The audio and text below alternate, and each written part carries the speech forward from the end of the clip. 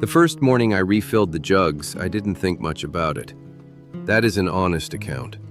I woke before 4 the way I had been waking since Oklahoma, which is to say, the body learns what time the work starts and stops needing to be told.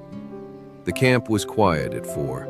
40 men breathing in 20 tents, and the San Joaquin Valley doing its particular pre-dawn thing, that stillness before the heat arrives, the air almost cool, the sky the specific dark blue that comes before it goes pale. I walked the harvest road to the water point at the orchard's east fence where the irrigation line ran, and I filled the 5-gallon jugs that had been left there the evening before, empty from the previous day. There were 4 of them. They were heavy when full. I set them back at the end of the road where they had been left and went to start the morning's picking. I did it the next morning too, and the morning after. By the 4th morning, it was simply part of the 4 o'clock routine. Wake, walk to the east fence, fill the jugs, go to work. I did not mention it to the other men. It was not a performance. The jugs were empty and the line was there and the water was needed, and it took 15 minutes, and that was the entirety of the reasoning. I had been in California 3 weeks.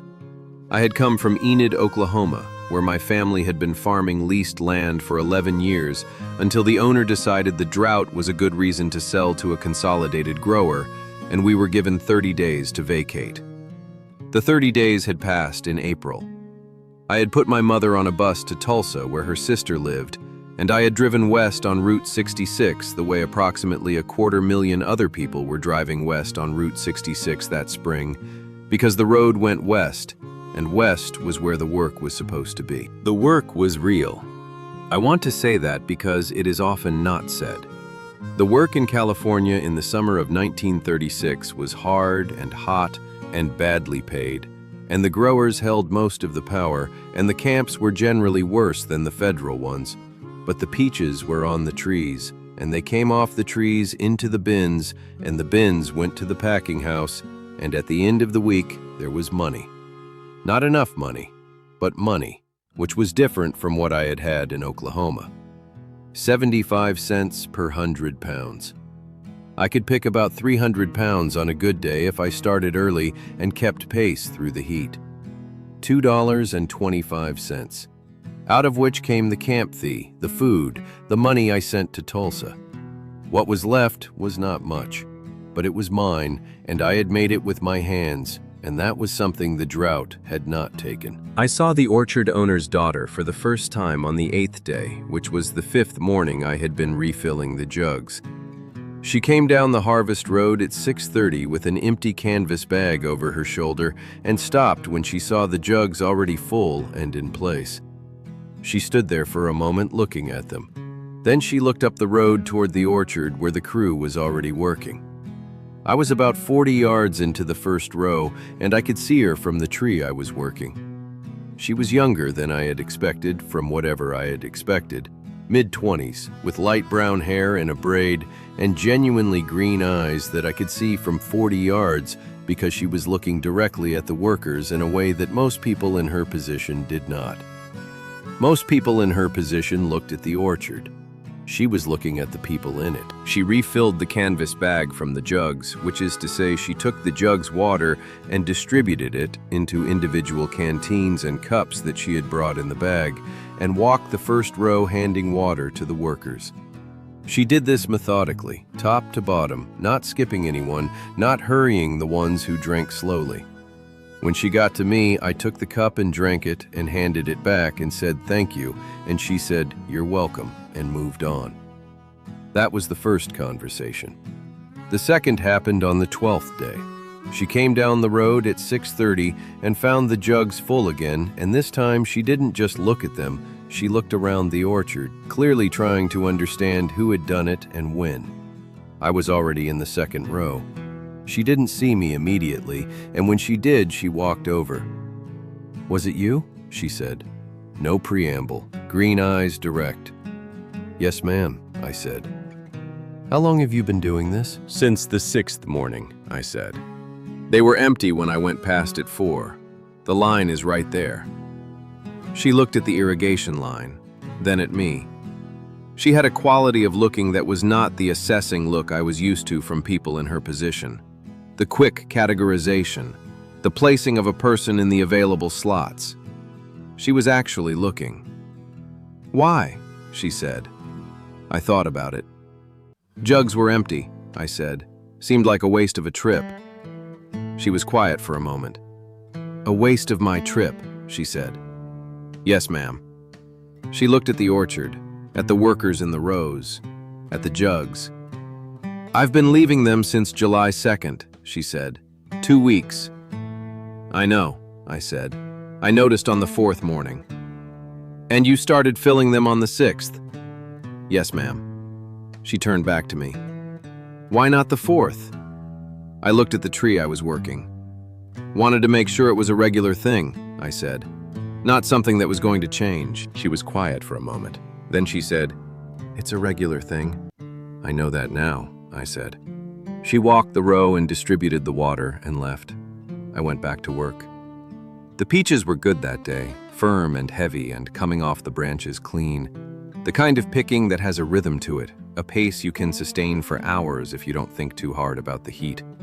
I thought about what she had said. Why not the 4th?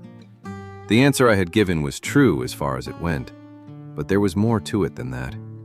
The fuller answer was that on the 4th morning I had stood at the empty jugs at 4 in the morning and thought, if I fill these, something changes. Not dramatically, but something. And I had needed 2 more mornings to decide that the change was one I was willing to make. Her name was Frances Alderman. I learned this from the men in the camp who knew the orchard hierarchy the way workers always know hierarchies, completely from the bottom up. Harold Alderman owned the orchard. His wife had died when Frances was 12. Frances had been running the household since then, and the orchard accounts since she was 18, and the harvest operation since Harold's back had gone bad 3 years ago, which meant in practice she ran most of it while Harold Alderman sat on the porch and told people he ran it.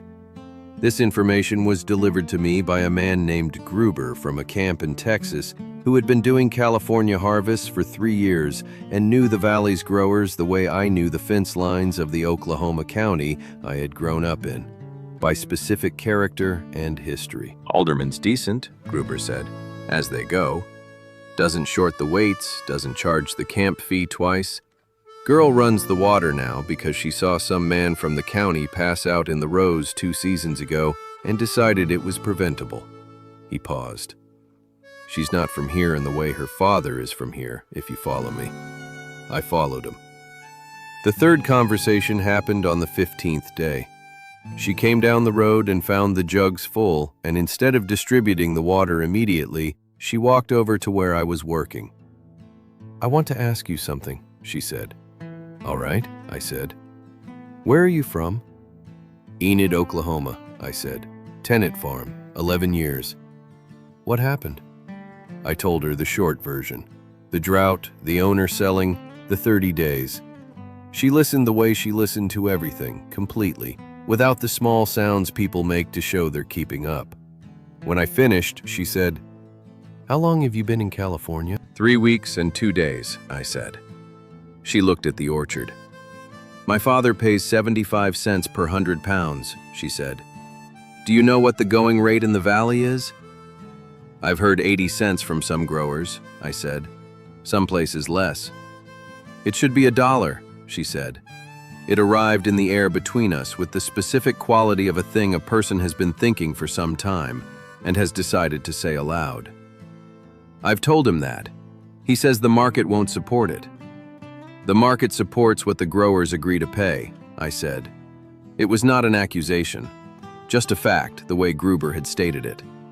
She looked at me. "I know that," she said. She said it with the specific quality of someone accepting a truth they have not fully accepted before, in this moment, with this particular plainness. I went back to picking. She distributed the water and left. The 4th conversation was on the 19th day, and it was different. She came down the road at 6:30, and the jugs were full, and she stopped and looked at them for a moment, and then, instead of starting the distribution, she sat down on the wooden water post that stood at the end of the road and looked at the orchard. I could see her from the row. I kept picking. After 20 minutes, she was still there. I came to the end of the row and started back, and she was still there. At 7, she got up and started the water distribution, but slowly, as if she was thinking about something else. When she got to me, she handed me the cup, and I drank it, and when I handed it back, she didn't move on immediately. "Can I ask you something else?" she said. "Yes, ma'am," I said. "Do you plan to stay in California?" she said. "After the harvest." I thought about it honestly. "I don't know," I said. "The plum harvest starts in September at some of the other properties, and after that, there's cotton in the valley in October." I paused. "I don't have anywhere specific to go back to." She looked at the tree I was working. "I've been thinking," she said, "about the wage." "All right," I said. "My father controls the main wage," she said. "I don't control that, but I control the side arrangements, the camp maintenance, the equipment cleaning, the irrigation work." She looked at the irrigation line at the east fence. "I need someone to do the morning irrigation checks, 4 o'clock, before the crew starts." She paused. "It's an extra 50 cents a day." I looked at the irrigation line, then at her. "That's the line I've been using for the jugs," I said. "I know," she said. "I've been doing the checks anyway," I said. "I notice when it's off." She looked at me with the green eyes. "I know that too," she said. "That's why I'm asking you." I held the cup in my hand for a moment. 50 cents a day was real money in the valley in 1936. It was also not the point, and we both knew it was not the point, and neither of us said that. "I'll do the checks," I said. "Start tomorrow," she said. She took the cup and moved on. The irrigation checks became the frame of a different kind of morning. I was already awake at 4. I already walked the east fence. Now I had a reason, a named one, a paid one, to be at the end of the harvest road at a time when Frances Alderman arrived at 6:30 and found things already done. She started arriving earlier, 6, then 5:45. By the end of the 3rd week of the arrangement, she was arriving at 5:30, which was early enough that the pre-dawn was still on the valley, and the orchard was dark between the rows, and the air was still cool. She brought 2 cups of coffee on a Thursday, not 1, 2. She set them on the wooden water post and looked at the irrigation line where I was working and said, "I thought you might want coffee." I came over and took the cup. We stood at the end of the harvest road in the pre-dawn California summer and drank coffee and looked at the orchard rows going dark into the distance. "How much does your father know?" I said. "About the wage arrangement, about the mornings." "He knows about the irrigation checks," she said. "He thinks it's a good use of resources." She drank her coffee. "He doesn't know about the mornings." By which she meant the 5:30 mornings, the coffee, the fact that we had been talking every morning for 3 weeks about things that had nothing to do with peaches or irrigation or water jugs. "Frances," I said. "Ray," she said. We looked at the orchard, at the pre-dawn California sky going pale at the eastern edge of the valley, at the water jugs standing full at the end of the road. "I'm a picker from Oklahoma," I said. "I have $40 and a truck that needs a new water pump, and a mother in Tulsa I send money to when I can." I paused. "That's what I have." "I know what you have," she said. She turned to look at me with the green eyes in the 5:30 light, and they were more green at that hour than any other, the color of orchard leaves in May, which I had learned was the specific color she had always been. "You fill the water jugs before I ask you to. You check the irrigation line and you note what's off, and you tell me accurately, and you don't make it into something it isn't." She paused. "You know the difference between what needs doing and what needs saying, which most people don't." I looked at the valley, at the long, flat beauty of the San Joaquin at 5:30 in the morning, the mountains pale at the edges. "Your father is not going to like this," I said. "My father likes things that run well," she said. "He can be persuaded by things that run well." "That's a generous reading of the situation," I said. She almost smiled, the generous mouth with one side quicker than the other. "I'm an optimist," she said. "It's a local condition." I looked at her in the pre-dawn light, at the summer grass braid over her left shoulder, and the green eyes and the canvas work shirt with the sleeves rolled, and the work boots she wore because she was not dressed for show, dressed for the orchard. "I filled the jugs on the 6th morning," I said. "I know," she said. "I needed 2 more mornings to decide." She was quiet. "I know that too," she said. "I've been deciding for 3 weeks." "What did you decide?" I said. She picked up her coffee cup. She looked at the orchard rows, still dark, the first light not yet in them. She looked at the water jugs standing full at the end of the road. She looked at me. "I decided," she said, "that the wage should be $1. I looked at her. "That's not what I asked." "No," she said, "it isn't." She drank the last of her coffee. "But it's what I'm starting with." She set the cup down on the post. "The rest is going to take longer than 3 weeks." "All right," I said. "Come to the house on Sunday," she said. "I'll introduce you to my father as the irrigation man." "I am the irrigation man," I said. "You're more than the irrigation man," she said. "But that's where we start." She walked back up the harvest road toward the house. I stood at the end of the road with my coffee cup and watched her go, and then turned and looked at the valley, the peach rows, the irrigation line, the 5 water jugs standing full in the morning light. I had filled them on the 6th morning because I had needed 2 more days to decide if I was willing to let something change.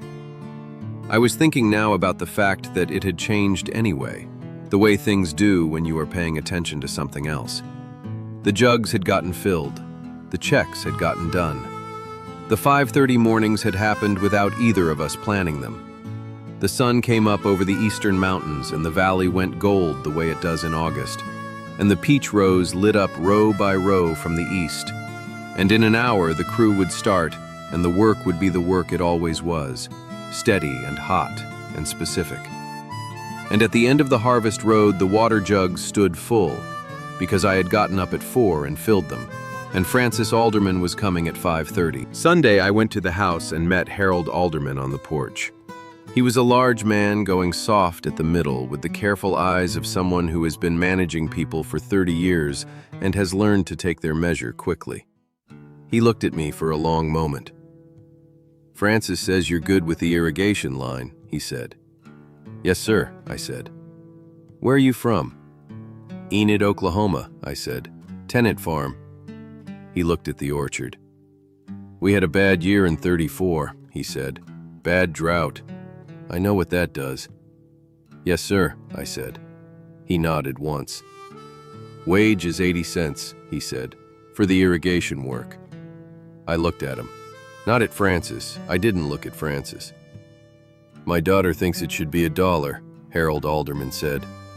He said it with the specific expression of a man who has been having this argument for some time. "She's usually right about these things." A pause. 85. "Yes, sir," I said. He got up from his chair with the careful movement of a man whose back gives him trouble.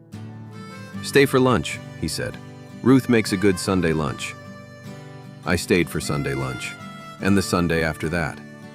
By October, when the peach harvest was done and the plum harvest at the neighboring property had started, Harold Alderman had raised the general picker wage to 90 cents per 100 pounds, which Francis told me had been the plan all along, and which I chose to believe. I stayed through the plum harvest and through the fall. I fixed the water pump on my truck with money I had by November, and did not immediately leave, which I noticed without explaining it to myself. The camp at the Alderman orchard became a different kind of camp in November.